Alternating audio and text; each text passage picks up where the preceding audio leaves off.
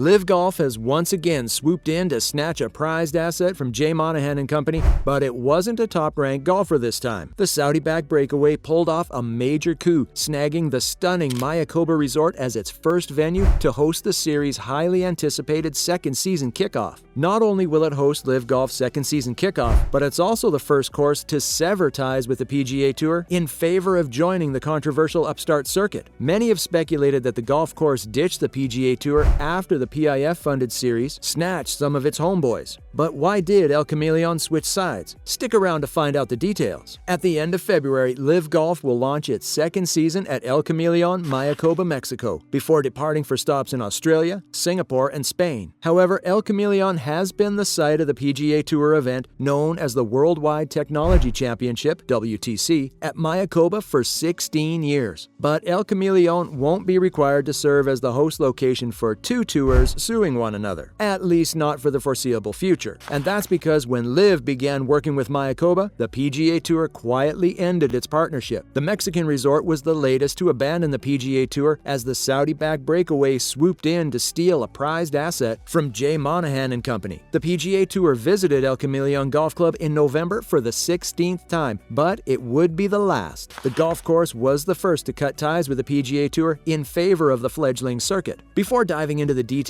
about Mayakoba's decision to jump ship, here's what you need to know about Mayakoba and LIV Golf's event at El Camaleon. El Camaleon Golf Club is a par 71, 7,039-yard course with paspalum greens. El Camaleon is perhaps best known for the distinctive cave bunker at the center of the 7th fairway. The Mayakoba Golf Club is located on the Riviera Maya, 30 minutes south of Cancun. This excellent golf course was designed by the controversial CEO of LIV Golf, Greg Norman, and opened for playing at the Mayakoba Resort in 2006. El Camaleon Golf Course also made history in 2007 by hosting the first Mayakoba Golf Classic, the first PGA Tour event held outside the United States and Canada. In addition to a top-notch golf course, the resort offers visitors a cutting-edge practice facility with a Jim McLean Golf School, a modern clubhouse with a well-stocked pro shop, and the Koba Restaurant, which offers a diverse menu of locally inspired cuisine that ranges from signature Angus hamburgers to traditional Mexican ceviche, with a plush lounge for relaxing after a round on the course and an elegant bar. From the stunning Koba Clubhouse to the ocean view fairways,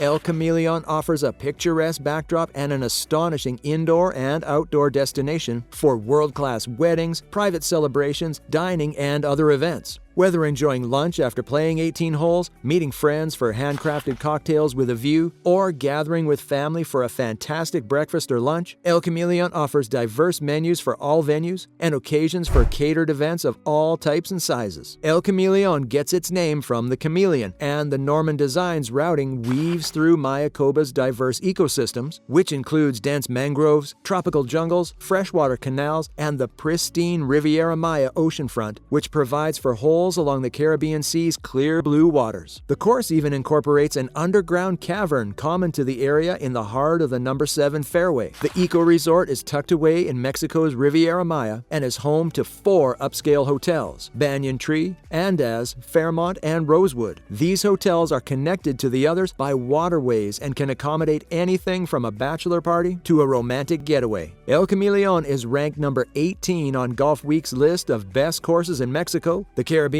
the Atlantic Islands, and Central America. This par 72 course, which measures 7,024 yards from the back tees, is designed for championship golf, especially since several holes have small landing areas. While each hole shines with its own special brilliance, El Camaleon's signature is the par 315, although it's only 155 yards and runs along the Caribbean. And choosing the right club is always challenging due to the strong ocean breeze. The breeze is punctuated by sand and spray on the 4th and 15th holes, which play close to the Caribbean sea border. The 10th is another short hole with a lot of memories. The figure 8 green is dramatized. A shot that's too long or to the right plunges deep into the canal's clear waters. In the most recent WTC held at Mayakoba, which had a purse of $8.2 million, Russell Henley triumphed by 4 strokes over Brian Harman, who finished in 2nd place. Other past winners on the course include Victor Hovland for 2021 and 22, Brendan Todd, and Matt Kuchar. You can see why the LIV wanted to snag this course away from from the PGA. However, the change in the organization hosting the golf course brings about a slew of other changes. LIV Golf expands to 14 events in 2023, up from 8 in its inaugural year, and the prize money has increased from $255 million to